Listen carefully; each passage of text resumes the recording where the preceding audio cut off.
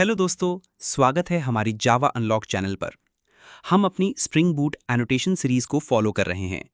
पिछली वीडियो में हमने @कंट्रोलर एनोटेशन को डिटेल में समझा था और देखा था कि कैसे ब्राउज़र की रिक्वेस्ट को कंट्रोलर क्लास हैंडल करती है। अगर आपने वो वीडियो नहीं देखा तो पहले उसे ज़रूर चेक करें। लिंक आपको डिस्क्रिप्शन में और ऊपर आई बटन में मिल जाएगा। हाल ही में मुझे एक भाई का ईमेल मिला जिसमें उन्होंने कहा कि हर एनोटेशन को अलग अलग वीडियो में विस्तार से समझाया जाए ताकि वीडियो ज़्यादा लंबा ना हो और हर एनोटेशन की बारीकियां अच्छे से समझ आएं। ये आइडिया मुझे बहुत पसंद आया और इसलिए आज का वीडियो सिर्फ @सर्विस एनोटेशन पर फोकस करेगा। आगे की वीडियोस में भी हम एक एक एनोटेशन को इसी तरह डिटेल में कवर करेंगे। तो चलो शुरू करते हैं। सबसे पहले ये समझ लेते हैं कि @सर्विस एनोटेशन आखिर करता क्या है।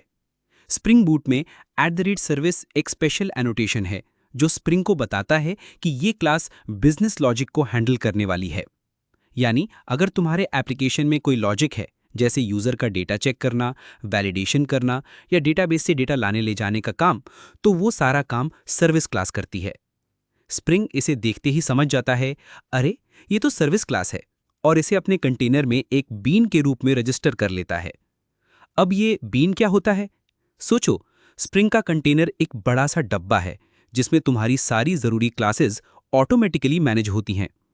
@सर्विस एनोटेशन लगाने से स्प्रिंग इस क्लास को अपने डब्बे में डाल लेता है और जरूरत पड़ने पर इसे दूसरी क्लासेस में इंजेक्ट कर सकता है। चलो इसे समझने के लिए हमारे पिछले वीडियो के रजिस्टर पेज के उदाहरण को ही लेते हैं। मान लो यूजर ब्राउजर में रजिस्टर पेज पर जाता है। वो रिक्वेस्ट पहले कंट्रोलर क्लास के पास जाती है। कंट्रोलर का काम है ब्राउजर से रिक्वेस्ट लेना और सही व्यू जैसे रजिस्टर पेज रिटर्न करना। अब रजिस्टर पेज पर यूजर क्या करता है? वो अपना नाम, ईमेल, मोबाइल नंबर और पासवर्ड डालता है। लेकिन ये डेटा सही है या नहीं, इसे चेक करने की जिम्मेदारी कंट्रोलर की नहीं है। कंट्रोलर बस इतना करता है कि वो इस डेटा को सर्विस क्लास को पास कर देता है। सर्विस क्लास चेक करती है कि यूजर ने जो डेटा डाला है वो सही है या नहीं। जैसे नाम के कॉलम में अगर यूजर ने नंबर डाल दिया तो सर्विस कहेगी, भाई यहां नंबर नहीं, नाम डालो। ईमेल का फॉर्मेट सही होना चाहिए। मोबाइल नंबर 10 डिजिट का होना चाहिए, ना ज्यादा ना कम।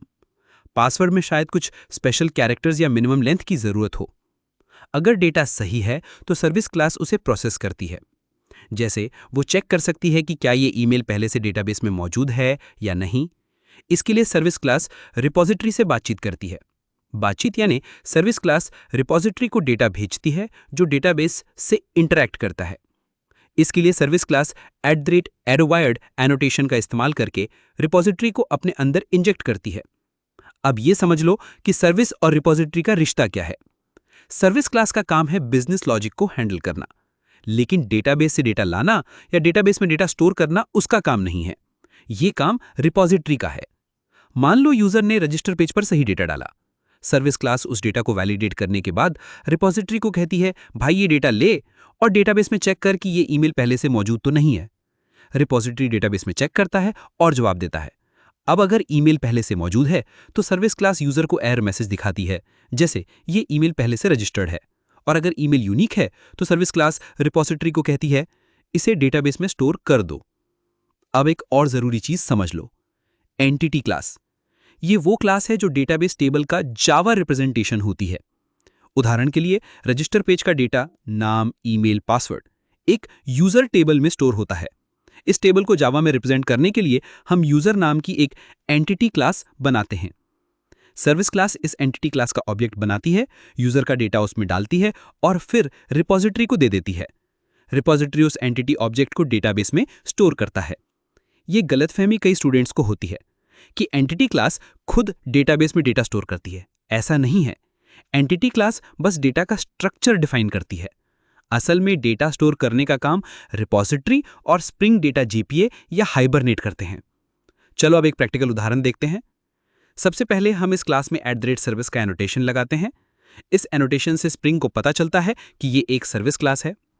हमारी सर्विस क्लास रिपॉजिटरी के साथ बातचीत करेगी, तो हम यहाँ पर @AutoWired के जरिए रिपॉजिटरी को इंजेक्ट कर लेते हैं।